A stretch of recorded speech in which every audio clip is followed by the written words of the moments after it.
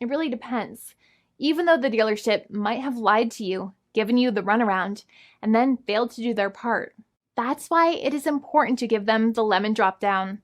By winning lemon law cases, consumers are really making the road a safer place for all drivers and pedestrians by making automobile manufacturers care more about consumer safety. Now, what you get when you win a lemon law case usually comes down to one of three possible options or remedies. Option 1 is that they might provide you with a replacement vehicle. Option 2 is that they might offer you a refund or what is called a lemon law buyback. Options 3, I will discuss option 3 a little later on in this video, and it is an important option you should know about as well with some real lemon juice. So let's start with the first remedy. Option 1 is that they can provide you with a replacement vehicle, which means you can basically trade your car in for a different vehicle, but there are some important things you should know about this option. The replacement vehicle should be a vehicle of similar value. The replacement vehicle should usually also be a vehicle from the same manufacturer with similar MSRP cost.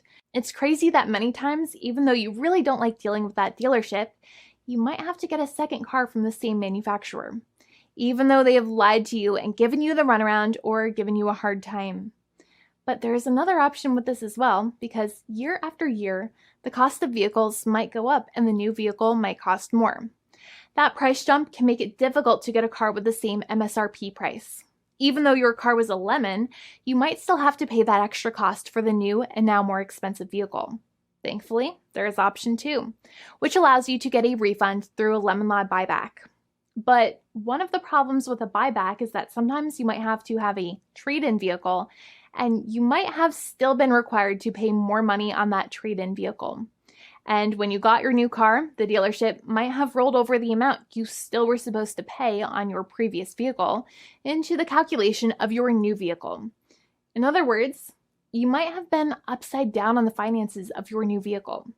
So sometimes you need to pay for that difference in order to get out of the car. And a lot of people find it extremely weird that they have to pay money in order to get out of the defective vehicle. But many times that's how it works. Now, in a lemon law buyback, if you get a lemon law buyback, you usually get back what you paid. You may have bought the vehicle in a one lump sum all at once, or you more than likely had a finance or lease plan.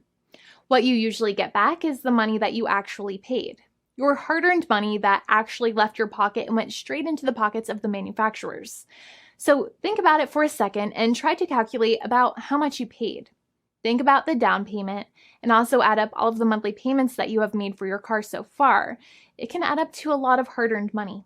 In some cases, it can add up to $30,000 or more, but every case is different. Even though they accept that their vehicle is a lemon, many times the manufacturers still try to pinch pennies and also nickel and dime their customers. So they deduct certain fees during the negotiations, such as an offset for mileage for the portion of time that your vehicle did not have problems. Sometimes it is legal for manufacturers to deduct such things from the settlement you end up getting, but many times they may be doing so incorrectly or it might be taking away too much of your personal money. Having a powerful negotiator and experienced attorney by your side can be very helpful. In addition, most lawyers do not charge you out of your own pocket for their attorney's fees and court costs. Many attorneys only get paid if they win, and if they don't win, they just don't get paid anything.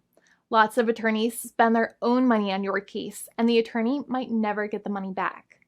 But it may make sense for the lawyer to take that risk if you have a strong case. It reminds me of being a kid and selling lemonade and spending my piggy bank coins and quarters to make the lemonade, even though I was never sure if I would make my money back. But when I made amazing lemonade, everybody would want it. We would all be happier as a result.